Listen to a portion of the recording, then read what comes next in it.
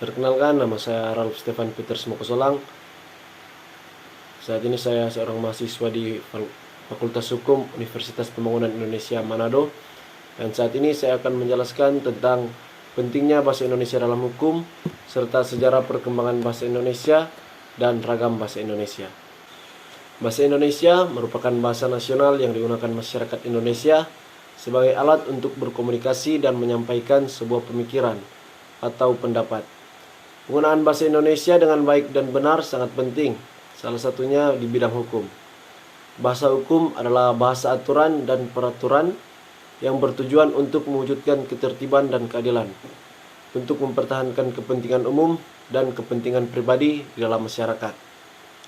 Yang pertama, pentingnya bahasa Indonesia dalam hukum ialah bahasa Indonesia dengan hukum memiliki hubungan yang sangat erat, karena bahasa Indonesia selalu digunakan dalam merumuskan dan membuat undang-undang maupun menerjemahkan undang-undang ke dalam bahasa kita sendiri, di mana undang-undang tersebut dijadikan sebuah dasar atau ketetapan diberlakukannya hukum di Indonesia.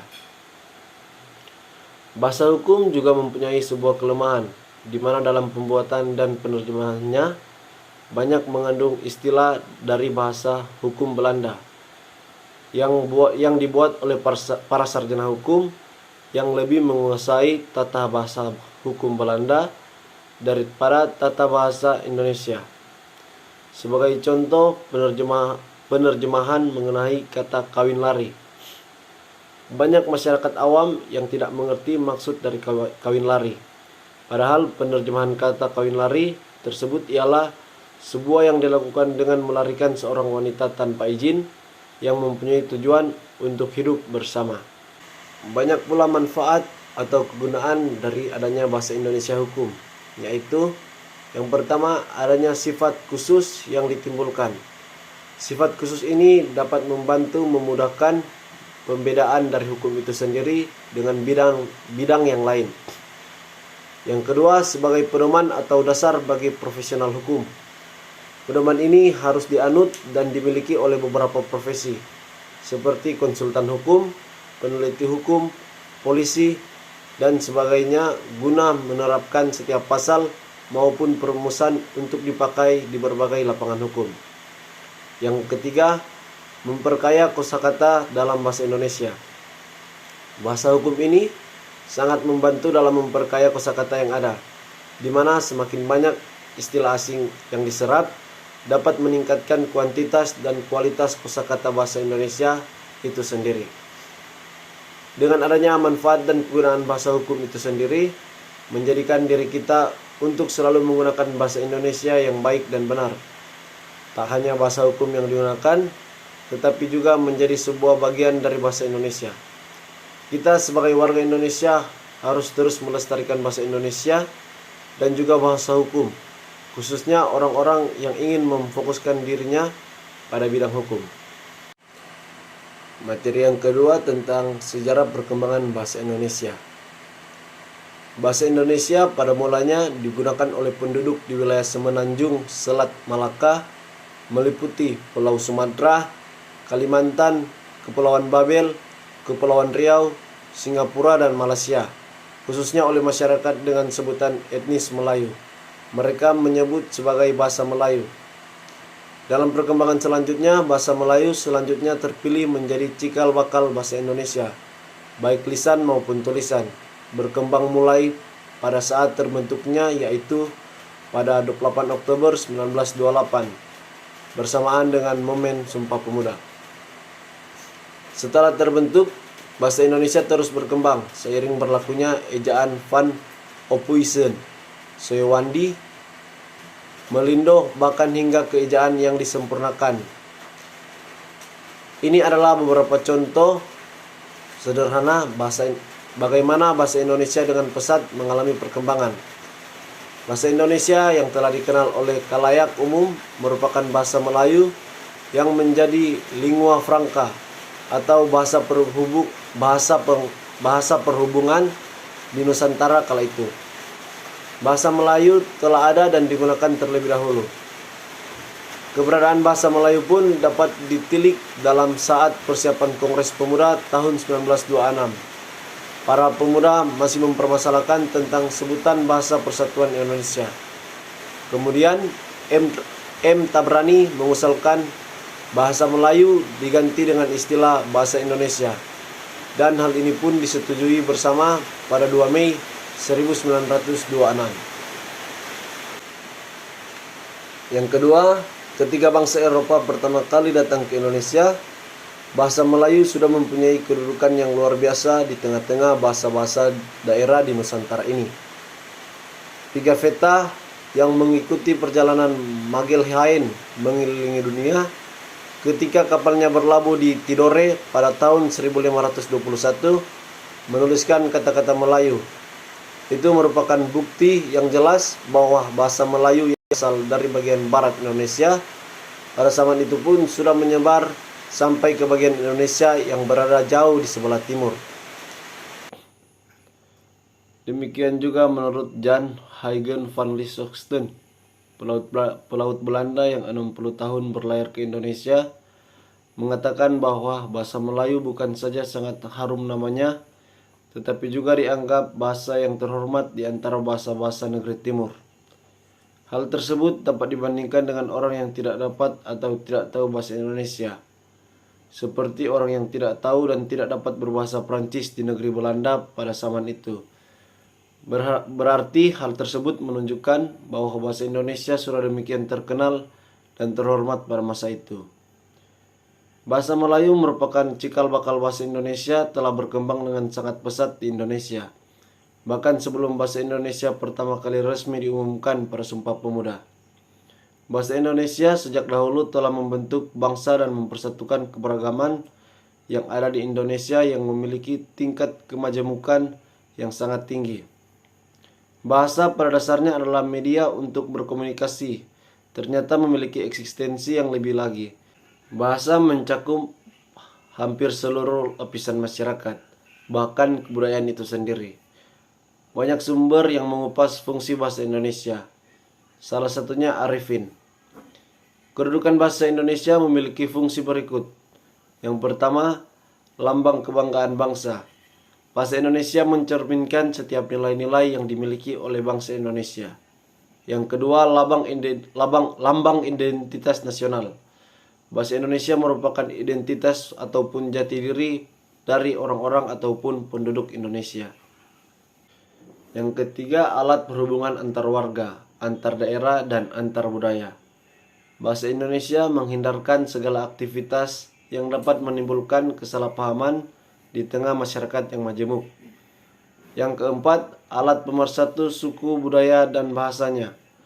Bahasa Indonesia mempersatukan setiap suku-suku di Indonesia yang memiliki bahasa dan kebudayaan yang berbeda, dengan total 700-an bahasa daerah. Bahasa Indonesia pun menyatukan. Dengan demikian, peranan bahasa Indonesia adalah krusial dalam menunjang bangsa dan negara serta setiap daripada rakyat Indonesia. Berawal dari bahasa Melayu, kontak dengan budaya asing yang kemudian menggunakan bahasa Melayu dan menjadi bahasa yang akhirnya diganti dengan istilah bahasa Indonesia pada tahun 1928. Bahasa Indonesia kemudian masuk ke dalam 3 kategori perkembangan, yaitu yang pertama, bahasa pemersatu, di mana bahasa Indonesia digunakan pada seluruh tanah air Republik Indonesia. Bahasa Indonesia pada awalnya diikarkan oleh para pemuda, kembali pada tahun 1928 pada tanggal 28 Oktober dalam Sumpah Pemuda. Yang kedua, bahasa resmi negara. Bahasa Indonesia menjadi bahasa resmi yang digunakan sejak ditetapkan dalam pasal 36 Undang-Undang 1945 pada tanggal 18 Agustus. Hal ini ditandai dengan pembacaan teks proklamasi oleh Insinyur Soekarno dan Dr. Andes Muhammad Atta yang membuat fase awal bahasa Indonesia sebagai bahasa pemersatu menjadi bahasa resmi negara. Adapun pergantian ejaan dari ejaan Van Ophuizen menjadi ejaan Suwandi karena dianggap lebih menunjukkan rasa nasionalisme yang tinggi. Yang ketiga, bahasa internasional. Bahasa Indonesia sebagai bahasa internasional merupakan fase lanjutan dari dua fase yang ada. Hal ini telah dicanangkan dan dilakukan terbukti dengan adanya Kongres Internasional 9 Bahasa Indonesia yang mengambil tempat di Jakarta pada tanggal 28 Oktober hingga 1 November 2018. Keberadaan bahasa Indonesia dewasa ini mempunyai dua fenomena menarik. Yang pertama, fenomena positif. Bahasa Indonesia telah berkembang dengan baik di kalangan masyarakat. Terbukti dengan digunakannya bahasa Indonesia oleh para ibu dalam mendidik anak-anaknya. Dengan demikian, anak-anak menjadi terlatih menggunakan bahasa Indonesia dengan baik, dan di masa depan mereka memiliki keterampilan berkomunikasi menggunakan bahasa Indonesia. Kita juga perlu berbangga hati dengan digunakannya bahasa Indonesia dalam produk-produk perusahaan luar negeri, baik dalam kemasannya, prosedur penggunaannya, maupun keterangan produk yang dihasilkan. Mereka melakukan hal ini dengan mempermudah promosi, sehingga produk mereka laku dipasarkan di Indonesia. Contohnya salah satu buatan Jepang. Dari contoh di atas dapat disimpulkan bahwa keberadaan bahasa Indonesia diakui oleh masyarakat internasional, khususnya para pengusaha asing. Yang kedua, fenomena negatif. Seiring dengan berkembangnya zaman, banyak ditemukan perkembangan bangsa yang menyimpang dari kaidah bahasa Indonesia, seperti munculnya bahasa gaul, bahasa komunikasi kelompok bermain atau bahasa prokem, dan bahasa dalam pesan singkat berbasis elektronik. Materi yang selanjutnya tentang ragam bahasa Indonesia. Ragam bahasa adalah variasi menurut pemakaian yang berbeda-beda menurut topik yang dibicarakan, menurut hubungan pembicara, kawan bicara, orang yang dibicarakan, serta menurut medium pembicara. Bahasa yang baik dan benar memiliki 4 fungsi, yakni A. Fungsi pemersatu kebinekaan rumpun dalam bahasa dengan mengatasi batas-batas kedaerahan. B. Fungsi penanda kepribadian yang menyatakan identitas bangsa dalam pergaulan dengan bangsa lain. C. Fungsi pembawa kewibawaan karena berpendidikan dan yang terpelajar. D. Fungsi sebagai kerangka acuan tentang tepat tidaknya dan betul tidaknya pemakaian bahasa. Berdasarkan media yang digunakan, ragam bahasa dibedakan atas ragam bahasa lisan dan ragam bahasa tulis. Yang pertama tentang ragam bahasa lisan. Ragam bahasa lisan adalah ragam bahasa yang dihasilkan menggunakan alat ucap dengan fenom sebagai unsur dasar. Ragam bahasa ini ditandai dengan penggunaan lafal atau pengucapan, intonasi dalam kurung lagu atau kalimat, kosakata, penggunaan tata bahasa dalam pembentukan kata, dan penyusunan kalimat. Ragam bahasa lisan terdiri dari 2 bentuk, yakni ragam bahasa lisan baku sejalan dengan ragam bahasa tulis baku, dan ragam bahasa lisan tidak baku. Contoh ragam bahasa lisan yaitu berpidato, berdiskusi, dan bertelepon. Ciri-ciri ragam bahasa lisan: yang pertama, memerlukan orang kedua atau teman bicara, tergantung kondisi ruang dan waktu, tidak harus memperhatikan gramatikal, hanya perlu intonasi dan bahasa tubuh. Selanjutnya, ragam bahasa tulis. Ragam bahasa ini ditandai dengan kecermatan menggunakan ejaan dan tanda baca yang secara tepat dapat melambangkan intonasi, kosakata, penggunaan tata bahasa dalam pembentukan kata, penyusunan kalimat, paragraf, dan wacana. Ciri-ciri ragam tulis: yang pertama, tidak memerlukan orang kedua atau teman bicara, tidak tergantung pada kondisi, situasi, ruang, serta waktu. Yang ketiga, harus memperhatikan unsur gramatikal. Yang keempat, berlangsung lambat. Yang kelima, selalu memakai alat bantu. Yang keenam, kesalahan tidak langsung dikoreksi. Yang ketujuh, tidak dapat dibantu dengan gerak tubuh dan mimik muka, hanya tergantung dengan tanda baca. Yang selanjutnya, ragam bahasa berdasarkan waktu. Ragam bahasa berdasarkan waktu terbagi atas dua masa, yakni ragam lama lazim digunakan dalam penulisan naskah-naskah lama. Ragam ini perlu dipahami oleh setiap orang yang bermaksud menguji peristiwa-peristiwa masa lalu. Kedua, ragam bahasa baru ditandai dengan penggunaan kata-kata baru, ejaan yang disempurnakan, dan mengekspresikan ilmu pengetahuan dan teknologi modern. Selanjutnya, ragam bahasa berdasarkan pesan komunikasi. Yang pertama, ragam bahasa ilmiah. Ragam bahasa ilmiah adalah sarana verbal yang efektif, efisien, baik, dan benar. Ragam ini lazim digunakan untuk mengomunikasikan proses kegiatan dan hasil penelaaran ilmiah. Ragam bahasa ilmiah biasa digunakan dalam kajian ilmu pengetahuan dan teknologi atau yang biasa disebut iptek, yang terkait dengan penulisan upaya pencarian, penemuan, pengolahan, dokumentasi, analisis, atau publikasi. Selanjutnya, ragam bahasa pidato. Ragam bahasa pidato dipengaruhi oleh yang pertama, tujuan dalam kurung menghibur, memberitahu, mengajak, atau meminta. Yang kedua, situasi dalam kurung resmi, setengah resmi, dan tidak resmi. Yang ketiga, pendekatan isi pidato dalam kurung pendekatan akademis atau intelektual, pendekatan moral, dan pendekatan sosial. Selanjutnya, ragam pidato ilmiah. Pidato ilmiah terdiri dari beberapa jenis, antara lain presentasi makalah ilmiah, presentasi skripsi, presentasi tesis, presentasi disertasi, pidato pengukuhan guru besar, dan ragam pidato resmi. Suatu pidato dikatakan resmi apabila resmi karena situasinya, resmi karena kemuliaan isi dan situasinya, resmi karena informasi dan kehidmatan situasi penyampaian dalam suatu upacara. Selanjutnya, ragam bahasa tulis resmi. Ragam bahasa tulis resmi ditandai oleh yang pertama, penyajian materi atau pesan yang bersifat mulia dan kebenaran yang bersifat universal. Yang kedua, penggunaan fungsi-fungsi gramatikal secara eksplisit dan konsisten. Yang ketiga, penggunaan bentuk lengkap dalam kurung bentuk yang tidak disingkat.